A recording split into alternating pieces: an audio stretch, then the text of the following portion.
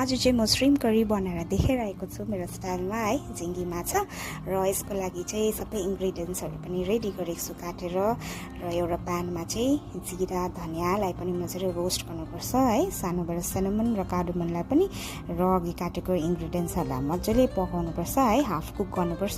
त्यहाँदेखि चाहिँ यसलाई ग्राइन्ड गर्यो मिक्सीमा है, र कराईमा चाहिँ सानोबाट बटर हाल्यो है, र करी लिभ्स हालेर मजाले पड्काउनुपर्छ है, र अघि बनाएको मसाला मजाले हालेर यसलाई पनि पकाउनुपर्छ, मसालालाई पनि मजाले, र अलिकति हल्दी चिली पाउडर सल्ट हालेर यसलाई मजाले पकायो मसालालाई। जबसम्म तेल र पानी छुट्दैन है, अलग अलग हुँदैन तबसम्म पकाउनु पर्यो। त्यहाँदेखि ग्रेभीको लागि चाहिँ अलिकति पानी हाल्नुपर्छ है, पानी हालेर मजाले पकाउनु पर्यो। त्यहाँदेखि चाहिँ श्रिम्प पनि हाल्नुपर्छ है, त्यहाँदेखि श्रिम्प हालेर मजाले श्रिम्पलाई एकछिन पकाउनु पर्यो।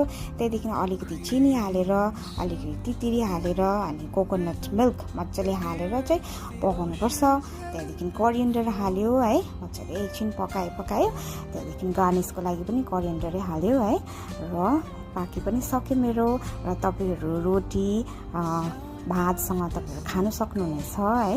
र यतिको चाहिँ भएको छ मेरो श्रिम्प करी चाहिँ, हेर्नुहोस् एकदमै क्रिमी है, एकदमै राम्रो भयो, एकदमै टेस्टी।